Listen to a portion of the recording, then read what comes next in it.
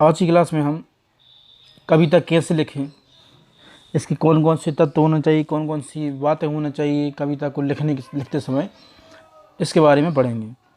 तो कैसे कविता लिखें। कविता लिखने का मतलब अपने अंदर झांकना होता है।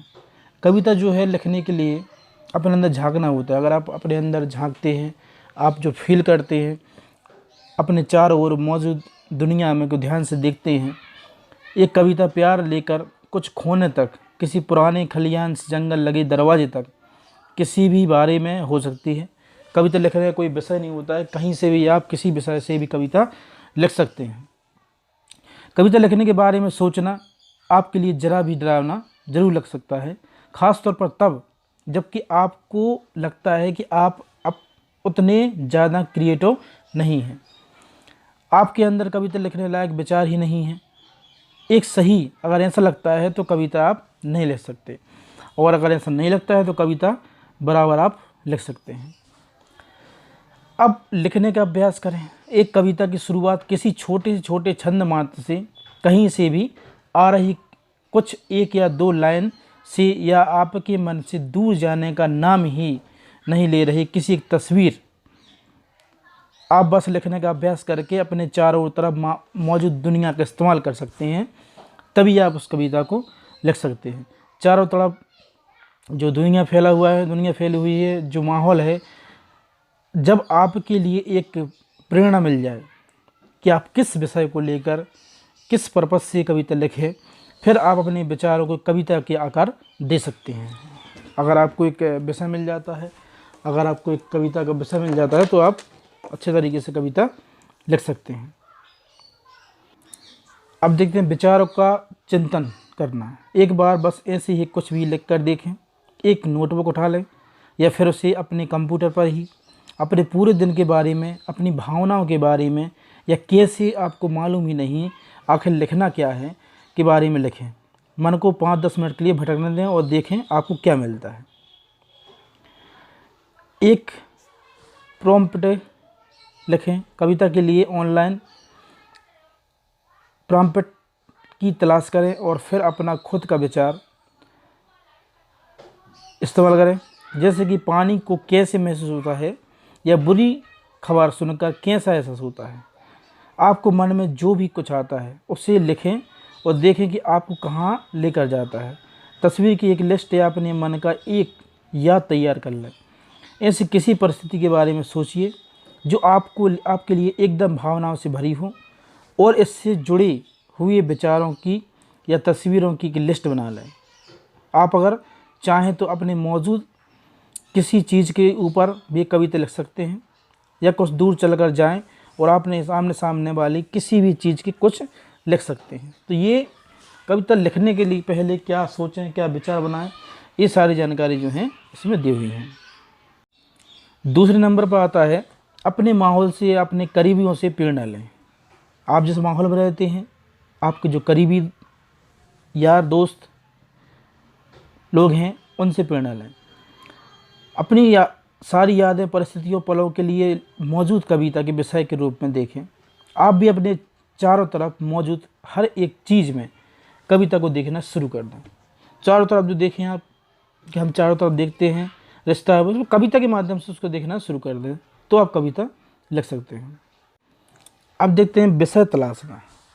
वॉक पर निकल जाएं। सिटी में अपने पसंदीदा पार्क या किसी मन जगह की ओर निकल जाएं, या फिर अपने पड़ोस में ही घूमना शुरू कर दें। अपनी कविता की प्रेरणा के लिए आपको मिलने वाले हर एक इंसान और प्रकृति और साथ ही गुजरने वाली हर एक बिल्डिंग का इस्तेमाल करें। यानी अपने विचारों को चारों तरफ जो भी आपको दिखता है उनसे कनेक्ट करें।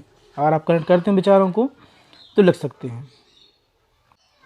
किसी ऐसे के बारे में कुछ लिखें जिसकी आपको परवाह है। किसी ऐसे इंसान के बारे में सोचें जो आपके लिए काफ़ी महत्व रखता है, जैसे कि आपके पेरेंट्स हैं या आपके बेस्ट फ्रेंड हैं। उनके साथ बिताए हुए किसी खास पल को याद करें और जिसके ज़रिए एक कविता लिखें जिससे उन तक ये बात पहुँचे कि आपको उनकी परवाह है।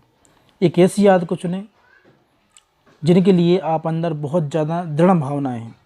अपनी आंखें बंद कर लें अपने मन को साफ कर लें और फिर आपके मन के सामने आने वाले यादगार लम्हों को ध्यान लगाएं। ध्यान दें कि ये आपके मन में पॉजिटिव और नेगेटिव कौन सी इमोशन ला रहे हैं, इसकी जांच करें। और स्ट्रॉन्ग इमोशन मूवमेंट से अक्सर ही खूबसूरत और मज़ेदार कविता निकल कर आती है। तो ये सारी बात अगर याद करते हैं, आप याद रखते हैं, तो कविता लेखन कार्य कर सकते हैं। अब तीसरे नंबर पर आता है एक खास थीम या विचार चुनें। आप किसी ऐसे खास थीम या विचार पर ध्यान देकर अपनी कविता लिखना शुरू कर सकते हैं जो आपको रोचक या मज़ेदार लगती है।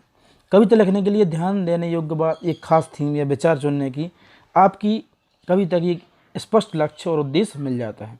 इसकी वजह से आपकी कविता किस तरह छवियाँ या वर्णन इस्तेमाल करती हैं समझने में आसानी होगी। अगर आप ऐसा करते हैं तो कविता को अच्छे तरीके से लिख सकते हैं। उदाहरण के लिए अगर आप चाहें कविता आप लिखने के लिए प्यार या दोस्ती थीम चयन कर सकते हैं। आपको फिर अपनी ज़िंदगी के कुछ पलों को विचार करना होगा। आपने प्यार और दोस्ती का अनुभव किया, उसके साथ आप दूसरों के साथ अपने रिश्ते के आधार पर किस तरह प्यार और दोस्ती की परिभाषा कर सकते हैं। थीम या विचार चुनने वक्त कुछ एकदम खास बनकर सोचने की कोशिश करें। उदाहरण के लिए क्षति या हानि जैसी एक आम थीम चुनने के बजाय ज़रा ज़्यादा स्पष्ट थीम जैसे कि बच्चे का रोना, बच्चे का खोना, बेस्ट फ्रेंड का खोना चुनने की कोशिश करें। अगर ऐसे वैसे चुनते हैं तो आप कविता अच्छे तरीके से लिख सकते हैं। अब देखते हैं चौथे नंबर पर आता है एक काव्य रूप चुनें। अपनी कविता के लिए एक काव्य रूप चुनकर अपनी रचनात्मक को भरने दें। यहाँ पर ऐसे बहुत सारे अलग अलग काव्य रूप मौजूद हैं जिन्हें आप इस्तेमाल कर सकते हैं, जिन्हें मुक्त छंद से लेकर लघु काव्य तक की प्रकार मौजूद हैं। आप चाहें तो आपके लिए मुक्त छंद जैसे आसान काव्य रूप में चुन सकते हैं, या फिर ऐसे रूप को भी चुन सकते हैं जो कि जरा या चैलेंजिंग हो, जैसे कि लघु कथा। एक काव्य रूप में बस उसी के स्ट्रक्चर से जुड़े रहें ताकि आपकी कविता से पढ़ने वालों को एक जैसी लगे। ठीक है, तो ये आपके काव्य रूप कैसे चुन सकते हैं, कैसे उसको बना सकते हैं, ये इसमें बताया गया है।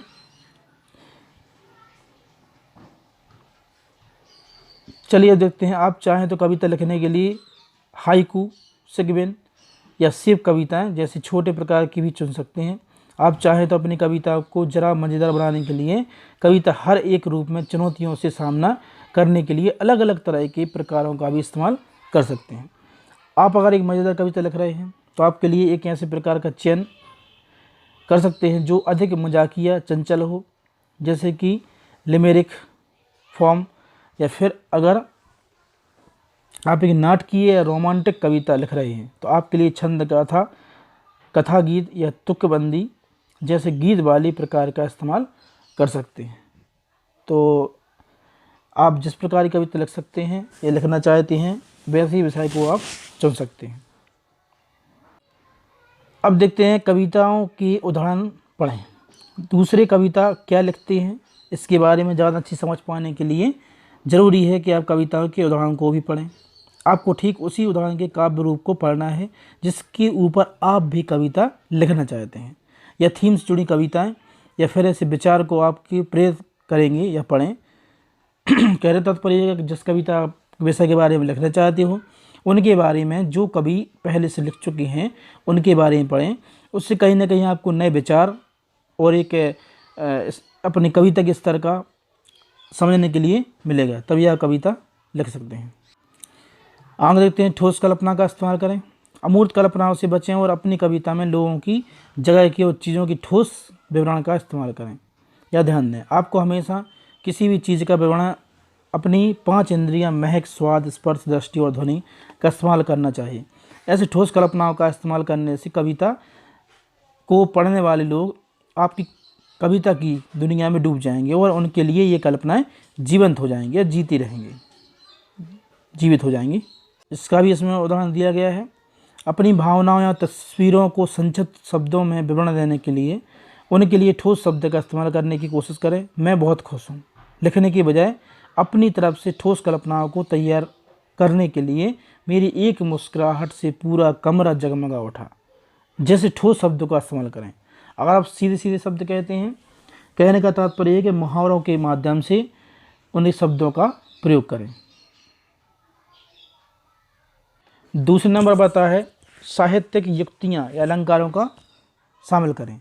साहित्यिक युक्तियाँ जैसे रूपक और उपमा आपकी कविता में विविधता लाते हैं, इसमें गहराई एक भी लाते हैं। इस तरह की युक्तियों को इस्तेमाल करने से आपकी कविता एकदम हटके बन जाएगी।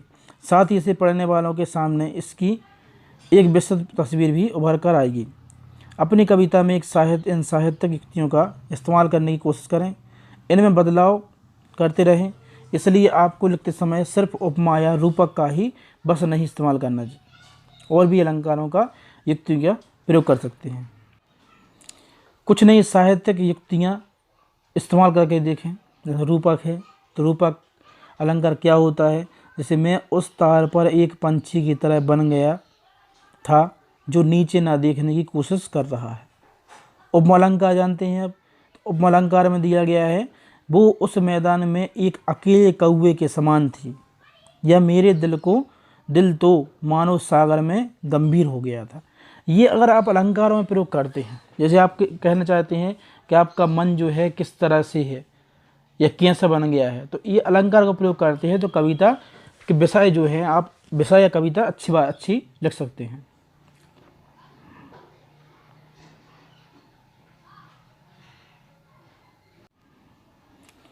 मानवीकरण अलंकार, अनुप्रास अलंकार। मानवीय अलंकार के बारे में भी आप जानते हैं, और इसमें दिया गया है कि क्या होता है। उस रात को हवा भी सांस ले रही थी। अगर किसी आपको रात का वर्णन करना है तो रात को हवा भी सांस ले रही थी, आप उसमें प्रकृति के मानवीकरण अलंकार का वर्णन करेंगे तो कविता रोचक लगेगी।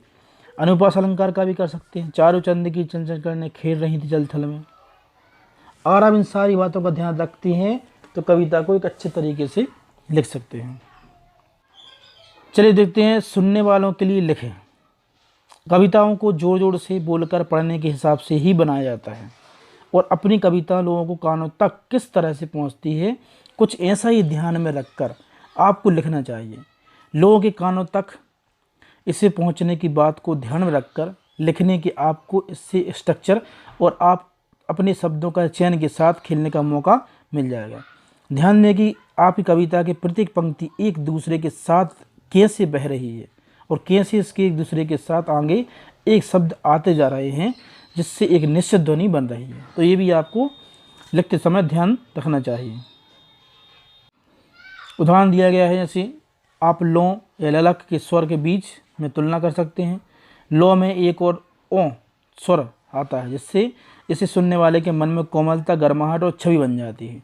ललक में 2 अक्षर आते हैं, इससे ज़्यादा ला स्वर इस शब्द के सुनने वालों की, ये उदाहरण के माध्यम से इसमें दिया गया है।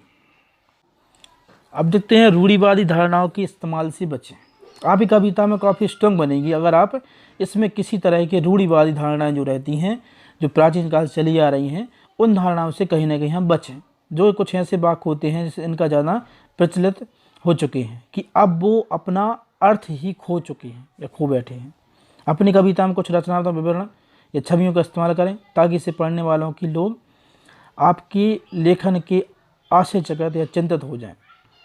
अगर आपको ऐसा लगता है कि कोई छवि या कोई वाक्य इसे पढ़ने वालों के लिए काफ़ी जाना माना है, तो इसकी जगह कोई बहुत अलग सा वाक्य डाल दें। अगर आप कोई ऐसा वाक्य जो रूढ़िवादी चल रहा है, पहले चल रहा है, उसके बारे में सब जानते हैं, तो उसकी जगह पर कोई नया शब्द डालें। इसका जी इसमें उदाहरण दिया गया है, इस उदाहरण के माध्यम से भी आप समझ सकते हैं। वो तो एक मधुमक्खी जितना व्यस्त हो चुकी है, लिखकर किसी इंसान का वर्णन करने के लिए रूढ़िवादी वाक्य दिया है। आप ऐसे वाक्यों को उसके हाथ कभी खाली ही नहीं रहते, या वो तो एकदम घड़ी की सुई की तरह चलती रहती है। तो जैसे शब्दों को आप लिख सकते हैं और बता सकते हैं, इनसे आपको थोड़ा सा अलग अनुभव होगा। अब देखते हैं अपनी कविताओं को जोर जोर से पढ़ें। जब आप अपनी कविताओं की रफ कॉपी तैयार कर लें, फिर आपको जोर जोर से पढ़ना चाहिए। आपको पेज के स्वर पर ध्यान दें कि किस तरह से अपनी कविता एक पंक्ति दूसरी पंक्ति से साथ लयबद्ध है। आपके पास एक पेन रखें ताकि अगर आपको ऐसा कोई वाक्य या लाइन नज़र आए जो ज़्यादा स्पष्ट नहीं है या जो ज़्यादा सुनने में अजीब लग रही है तो उसे मार्क कर दें। अगर आप ऐसे करते हैं तो कविता को अच्छे तरीके से लिख सकते हैं।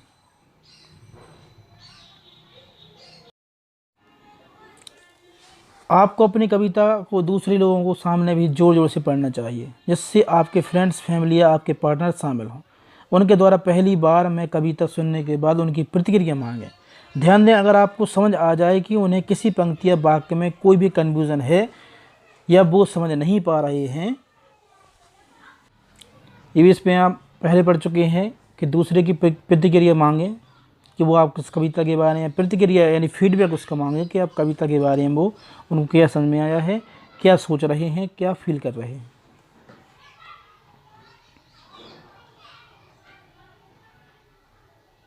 अपनी कविता को दोहराएं। आप जब अपनी कविता का प्रतिक्रिया पा लेते हैं तो आपको इसे कुछ इतनी बार दोहराना चाहिए जब तक ये आपको सही न लगने लगे। अगर अपनी कविता कोई ऐसी पंक्ति है जो ज़्यादा स्पष्ट नहीं है, कन्फ्यूजन हो रहा है, तो उसे हटा दें। दूसरे की तरफ प्रतिक्रिया स्वीकार करें। अपनी कविता में बस कुछ अच्छी लाइनें जोड़ें, रखने के एवज में कविता को ना बिगाड़ने दें। ध्यान रखें कि कविता में लिखी हर एक लाइन कविता की असल लक्ष्य, थीम या विचार के साथ मेल खानी चाहिए, तभी कविता को आप अच्छे तरीके से लिख सकते हैं। आपको अपनी कविता को बहुत पैनी नज़र से देखना और अगर आपको कहीं भी कोई रूढ़िवादी विचार या जाना पहचाना वाक्य नज़र आता है तो उसे हटाने को भी तैयार रहें। ग्रामर के सही होने की भी जांच कर लें। अगर आप इन सारी बातों का, सारी चीज़ों का ध्यान रखते हैं तो एक बहुत ही अच्छी सुंदर कविता को लिख सकते हैं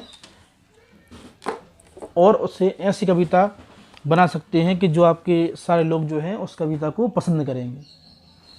तो आज की क्लास में हमने कविता के लेखन, कविता के बारे में सारी जानकारी, सारी चीज़ें पढ़ी।